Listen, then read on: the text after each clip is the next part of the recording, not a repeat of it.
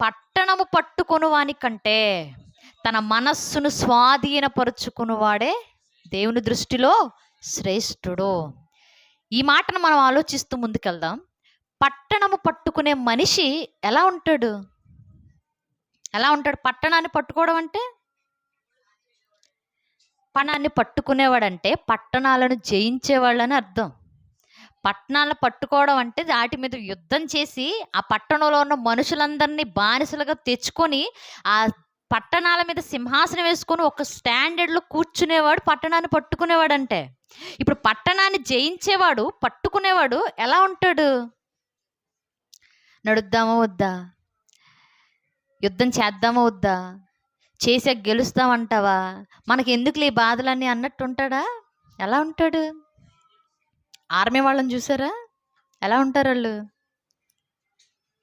ఆర్మీలో చేరాలంటే బీపీ ఉంటే జాయిన్ చేసుకోరు, షుగర్ ఉంటే రానివ్వరు, 4 కిలోమీటర్లు పరిగెత్తిన తర్వాత నీరసం వచ్చేస్తుందంటే రానివ్వరు లోపలికి. మరి ఆర్మీలో రావాలంటే ఎలా ఉండాలి? ఆర్మీలో ఒక మనిషి జాయిన్ అవ్వాలంటే, చేరాలి అంటే మంచి దేహదారుఢ్యం ఉండాలి, మంచి హైట్ ఉండాలి, మంచి వెయిట్ ఉండాలి, మంచి పర్సనాలిటీ ఉండాలి. ఫిజికల్ టెస్ట్ చేసేటప్పుడు మీరు చూడండి, ఇదిగో చెస్ట్ ఇంత ఉండాలంటాడు అంతే ఉండాలి, ఇంత హైట్ ఉండాలంటాడు అంతే ఉండాలి, ఇంత బరువు ఉండాలంటాడు అంతే ఉండాలి, ఇంత జ్ఞానం ఉండాలంటాడు అంతే ఉండాలి. అంటే ఈ గొప్ప టెస్ట్లన్నీ పాస్ అయితేనే అందులో అడుగు పెట్టాలి, లేకపోతే జాయిన్ చేసుకోరు. ఫిజికల్ టెస్ట్ పాస్ అవ్వాలి, సబ్జెక్టులు వచ్చి ఉండాలి, సమయోచితంగా మాట్లాడాలి, ఉండాలి, అన్నీ ఉండాలి. అలా ఉంటేనే చేర్చుకుంటారు. ఎందుకంటే రేపు బోర్డర్లో నిలబడి సైనికుల్లా మన కాపలా కాయాలి కాబట్టి, మన మీదకి ఏదైనా ప్రమాదం వస్తుంటే మనకంటే ముందెదురుగా నిలబడాలి కాబట్టి అలాంటి వాళ్ళనే తీసుకుంటారు. ఇప్పుడు పట్టణాన్ని పట్టుకునే వాళ్ళు కూడా ఇలాంటి వాళ్ళే. ఆ రోజుల్లో పట్టణాలను కాపాడుకోవడానికి యుద్ధాలు చేసేవాళ్ళు. యుద్ధంలో అలా నీరసంగా ఉండే వాళ్ళని తీసుకుంటారేంటి? యుద్ధం చేయడానికి బీపీలు బాగా హై బీపీ ఉన్న వాళ్ళు తీసుకుంటారా? షుగర్ పేషెంట్లు రమ్మంటారా? రమ్మనరు. పట్టణాన్ని పట్టుకునేవాడు ఎలా ఉండాలి అంటే, మన భాషలో చెప్పాలి అంటే మంచి ఎత్తు ఉండాలి, మంచి బలం ఉండాలి, మంచి ధైర్యం ఉండాలి, 6 పలకల దేహం ఉండాలి. 6 పలకల దేహం అంటే పర్లా 6 ప్యాక్ బాడీ ఉండాలి. అంటే ఇంత పర్సనాలిటీ ఉండి ఎదుటోడు ఎలాంటోడైనా సరే వాడిని మట్టి కరిపించి గొప్ప వ్యక్తే బలాఢ్యుడు అంటే.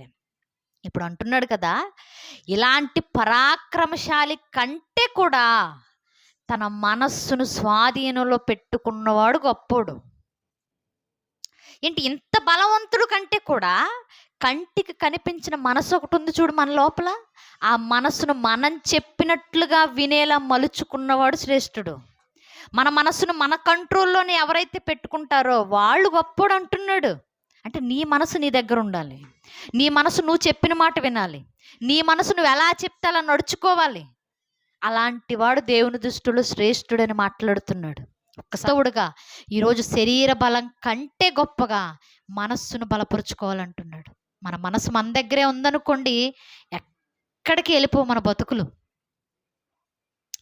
ఈరోజు మనస్సును దగ్గర పెట్టుకోవడం రావట్లేదు మనుషులకి. డబ్బులు అనుకోండి, నీ డబ్బులు నీ దగ్గరే పెట్టుకుంటావా, పక్కన వాళ్ళ దగ్గర పెడతావా? మన దగ్గరే ఉంటాయి. మనకు బాగా నెక్లెస్ బంగారం అంటే ఇష్టం అనుకోండి, మన బంగారం మన దగ్గరే ఉంటుందా, ఆ ఇంట్లో అద్దెకి ఇచ్చేస్తావా? మన ఇంట్లోనే ఉంటుంది. ఇది మనది అని మనం అనుకుంటే అది మన దగ్గరే ఉండాలని కోరుకుంటాం. అది వస్తువైనా, డబ్బులైనా, మనిషి అయినా, ఎవరైనా సరే. మరి అలాంటిది నీ మనసు నీదేనా, పక్కనోడిదా? మన మనసు మనదే. మన మనసు మన దగ్గర ఉండకుండా ఆ అమ్మాయి చుట్టూ తిరుగుతుందనుకో, బతుకులు పాడైపోయినట్టే. ఒక అబ్బాయి చుట్టూ తిరుగుతుందనుకో, జీవితాలు పాడైపోయినట్టే. మన మనస్సు మన దగ్గర లేకపోతే మన ఆత్మీయ స్థితి పాడైపోతుంది.